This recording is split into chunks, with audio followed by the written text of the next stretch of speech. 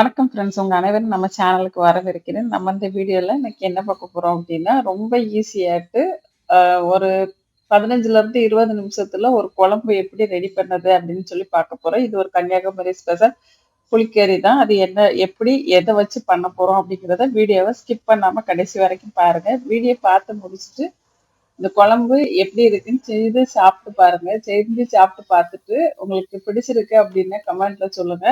அதுக்கு முன்னாடி ஒரு 2 செகண்ட்ஸ் உங்களோட டைம் ஒதுக்கி நம்ம சேனலை சப்ஸ்கிரைப் பண்ணாம இருந்தீங்கன்னா சப்ஸ்கிரைப் பண்ணி வச்சுட்டு உங்களோட ஆதரவை எங்களுக்கு கொடுங்க. இப்போ நம்ம வீடியோக்கு போகலாம். நாம இந்த வீடியோல என்ன பார்க்க போறோம்னா தடியங்காய் வச்சு ஒரு குழம்பு தான். அந்த தடியங்காய் அப்படின்னா எங்க திருநெல்வேலி டிஸ்ட்ரிக்ட்ல தடியங்காம்பாங்க. எங்க கன்னியாகுமரி டிஸ்ட்ரிக்ட்ல வந்து இலவங்கான்னு சொல்லுவாங்க. மற்ற இடங்கள்ல இதை வெள்ளை பூசணிக்கான்னு சொல்றாங்க. இந்த காயை வந்து நீங்க தோல் சீவிட்டு இந்த மாதிரி கட்டமா கட் பண்ணி எடுத்து வச்சுக்கோங்க. இதுதான் இதுக்கு முக்கியமான பொருள். அதுக்கப்புறம் நம்ம அரைக்கிறதுக்கு என்ன தேவை அப்படிங்கிறத பார்த்துடலாம். ஒரு சின்ன தேங்காய் மூடி துருவி வச்சுக்கோங்க. இதுக்கு கூடவே அரைக்கிறதுக்கு கொஞ்சம் வெங்காயம், சின்ன வெங்காயம் ஒரு 10ல இருந்து 15 வெங்காயம் நீங்க வந்து உரிச்சு வச்சுக்கலாம். அப்புறம் ஒரு காரத்துக்கு தகுந்த மாதிரி மிளகாய் வத்தல், 1 டேபிள் ஸ்பூன் ஜீரகம், கொஞ்சமா மஞ்சள். உங்க கலர் எப்படி வேணுமோ அதுக்கு தகுந்த மாதிரி மஞ்சள் போட்டுக்கோங்க. அப்புறம் உப்பு, தாளிக்கிறதுக்கு கடுகு, உளுந்தம்பருப்பு, வெந்தயம். வெந்தயம் கண்டிப்பா இருக்கணும். அப்பதான் இது நல்ல மணமா இருக்கும். அப்புறம் தாளிக்கிறதுக்கு எண்ணெய். கொஞ்சமா ஒரு சின்ன எலுமிச்சை அளவு புளியை இந்த மாதிரி ஊற வச்சு வச்சுக்கோங்க. இதுதான் இதுல டேஸ்டே கொடுக்கும்.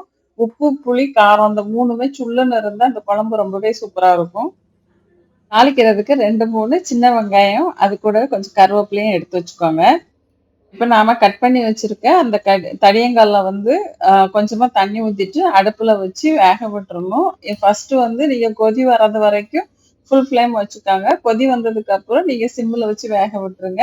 ஒரு மூடி போட்டு வச்சிருங்க. அது வெந்துட்டு இருக்கட்டும். அது வெந்துட்டு இருக்கும் நேரத்துல நம்ம வந்து மசாலா எப்படி அரைக்கிறது அப்படிங்கறத பார்க்கலாம். இப்ப மசாலா அரைச்சிட்டு வந்துடலாம். ஒரு மிக்ஸி ஜார் எடுத்துக்கோங்க. அதுல வந்து நாம துருவி வச்சிருக்க தேங்காவை போட்டுக்கோங்க. தேங்காய் ஃபுல்லா போட்டுட்டு அதுல வந்து கொஞ்சமா எடுத்து வச்சிருக்க மஞ்சத்தூள் போட்டுக்கணும். இப்ப மஞ்சத்தூள் போட்டுக்கோங்க. அப்புறம் நாம எடுத்து வச்சிருக்க மிளகாய் வத்தல், அப்புறம் எடுத்து வச்சிருக்க ஜீரகம். இதுல ஜீரகம் கொஞ்சம் அதிகம் போட்டீங்கன்னா அந்த குழம்போட ஸ்மெல்லு சூப்பரா இருக்கும். அப்புறம் கொஞ்சம் வெங்காயம். இதுல நம்ம வந்து சின்ன வெங்காயத்தையும் போட்டு அரைச்சு எடுத்துக்கணும். சின்ன வெங்காயம் போட்டு அரைக்கும் போது ரொம்பவே டேஸ்டும் நல்லா இருக்கும். ஸ்மெல்லுமே இந்த குழம்புக்கு ரொம்ப சூப்பரா இருக்கும். அதனால கண்டிப்பா சின்ன வெங்காயம் நீங்க போட்டு அரைக்கணும். இந்த குழம்புக்கு மசாலா வந்து ரொம்ப நைஸா அரைக்கக்கூடாது. லைட்டா கொரகொரப்பா இருக்கணும். இந்த மாதிரி கொரகொரப்பா அரைச்சு எடுத்துக்கோங்க. இதுதான் இந்த குழம்புக்கு நல்ல டேஸ்டாவே இருக்கும். ஏன்னா ஜீரகம் ரொம்ப அரையக்கூடாது. அது லைட்டா 1, 2ஆ அரைஞ்சு இருக்கணும். அந்த மாதிரி இருக்கும்போது குழம்போட ஸ்மெல் ரொம்பவே சூப்பரா இருக்கும். இப்போ இப்போ நம்ம தடியங்காய் வெந்துருச்சான்னு பார்க்கலாம். இதுல இன்னொன்னு என்ன பண்ணணும்னா உப்பு போடணும். இந்த ஸ்டேஜ்ல ஒரு 1/4 பங்கு வெந்த உடனே உப்பு போட்டுட்டு ஒரு 2 நிமிஷம் நீங்க நல்லா கொதிக்க விட்டீங்கன்னா அந்த உப்பு வந்து காயில இறங்கிரும். அதுக்காக உப்பு போட்டுட்டு நம்ம ஒரு 2 நிமிஷம் வெயிட் பண்ணுவோம். வெயிட் பண்ணதுக்கு அப்புறம் அது எப்படி இருக்குன்னு பார்க்கலாம். ஒரு 2 மினிட்ஸ் கழிச்சு ஓபன் பண்ணி பார்ப்போம். ஓபன் பண்ணி பார்த்தீங்கன்னா இந்த காய் வந்து நல்லா வெந்திருக்கும். அது மட்டும் இல்லாம காயில உப்பு ஏறி இருக்கும். இப்ப நாம வந்து மசாலா எப்படி சேர்க்கணும்னு பார்க்கலாம். ஃபர்ஸ்ட் வந்து நாம கரைச்சு வச்சிருக்க புளியை ஊத்திக்குவோம். ஒரு ஒரு சின்ன லெமன் அளவுக்கு புளியை தான் ஊற வச்சிருக்கோம். அதை வந்து நம்ம ஃபர்ஸ்ட் ஊத்திடலாம். ஊத்திட்டு அதுக்கப்புறம் நம்ம அரைச்சு வச்சிருக்க மசாலாவை இதுல சேர்க்கணும். இப்ப நம்ம இதுல மசாலாவை போட்டுடலாம். மசாலா போட்டுட்டு நீங்க தண்ணி எந்த அளவுக்கு இருக்குன்னு நீங்க பாத்துக்கணும். உங்களுக்கு திக்கா இருந்ததுன்னா இந்த குழம்பு ரொம்ப நல்லா இருக்காது. அதனால கொஞ்சம் தண்ணியா வச்சுக்கோங்க. இப்ப நான் மசாலா ஃபுல்லா போட்டாச்சு. மசாலா போட்டுட்டு நம்ம அந்த மிக்ஸி ஜாரை லைட்டா அலம்பிட்டு தண்ணி ஊத்திக்கோங்க. தண்ணி ஊத்திட்டு இதை நல்லா கலந்து பாருங்க. அகப்பைய வச்சு நல்லா கலந்து விட்டு பாருங்க. உங்களுக்கு எந்த அளவுக்கு திக்னஸ் தேவைப்படுதோ அந்த அளவுக்கு நீங்க தண்ணி எக்ஸ்ட்ரா சேர்த்துக்கலாம். இப்ப நான் இந்த அளவுக்கு திக்னஸ் வச்சிருக்கேன். இப்ப இதுல வந்து நாம டேஸ்ட் பார்த்துட்டு உப்பு போட்டுக்கணும். ஏன்னா ஃபர்ஸ்ட் காய் அவியும் போது நம்ம உப்பு போட்டிருக்கோம். அதனால நீங்க உங்களுக்கு தகுந்த அளவுக்கு நீங்க உப்பு போட்டுக்கோங்க. பார்த்துட்டு போட்டுக்கோங்க. அதிகமா போட்டுறாதீங்க.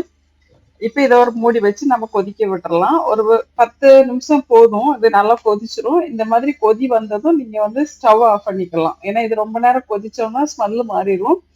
இந்த மாதிரி ஸ்டேஜ்ல ஆஃப் பண்ணும் போது இது டேஸ்ட் ரொம்பவே நல்லா இருக்கும். ஸ்மெல்லும் சூப்பரா இருக்கும். இப்ப இதை ஆஃப் பண்ணி நம்ம தூக்கி வச்சிடலாம். தூக்கி வச்சுட்டு தாளிக்கிறது பார்க்கலாம். அடுப்புல ஒரு பாத்திரம் வச்சுட்டு அதுல வந்து கொஞ்சமா எண்ணெய் ஒரு ஸ்பூன் அளவுக்கு எண்ணெய் ஊத்தினா போதும். இதுக்கு நிறைய எண்ணெய் தேவையில்ல. எண்ணெய் சூடானதும் அதுல கடுகு, வெந்தயம், உளுந்தம்பருப்பு மூணையும் போட்டு நல்லா வறுக்க எடுத்துருங்க, பொரிச்சு எடுத்துருங்க.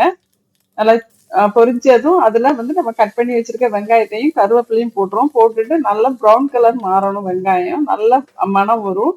அந்த ப்ரௌன் கலருக்கு மாறினோடனே கொஞ்சமா குழம்பு எடுத்து இந்த பாத்திரத்துல ஊத்திருங்க. இல்லைன்னா எண்ணெய் நிறைய வேஸ்ட் ஆகும். ஏன்னா நம்ம எண்ணெய் கொஞ்சம் தான் போட்டிருக்கோம். அதை குழம்புல ஊத்திடலாம். ஊத்திட்டு நீங்க மிக்ஸ் பண்ணி சாப்பிட்டீங்கன்னா ரொம்பவே சூப்பரா இருக்கும். இப்ப இதை ஒரு கிண்ணத்துக்கு மாத்துவோம். இந்த குழம்பு வந்து நீங்க சாப்பிடும்போது கண்டிப்பா குழந்தைங்களுக்கு கூட ரொம்ப பிடிக்கும். இது வந்து நம்ம இட்லி தோசைக்கு சாப்பிட்டா கூட நல்லாதான் இருக்கும். இப்ப குழம்பு நம்ம ஒரு கிண்ணத்துல மாத்தியாச்சு. இந்த குழம்பு வந்து எங்க ஊர் சைடுல மீன் குழம்பு வச்ச அன்னைக்கு இந்த குழம்பு வைப்பாங்க. ஏன்னா மீனோட தயிர் சாப்பிடக்கூடாது அப்படின்ட்டு. இப்போ ஒரு சூடா சாதம் போட்டு அதுல இந்த குழம்பு ஊத்தி கொஞ்சமா உருளைக்கிழங்கு பொரியல் அப்படி இல்லைன்னா உள்ளி பச்சை மிளகாய் பச்சடி இது வச்சு சாப்பிடும்போது ரொம்பவே சூப்பரா இருக்கும். கண்டிப்பா ட்ரை பண்ணி பாருங்க. இந்த வீடியோ பிடிச்சா லைக் பண்ணுங்க. நம்ம சேனலையும் சப்ஸ்கிரைப் பண்ணுங்க. நன்றி, வணக்கம்.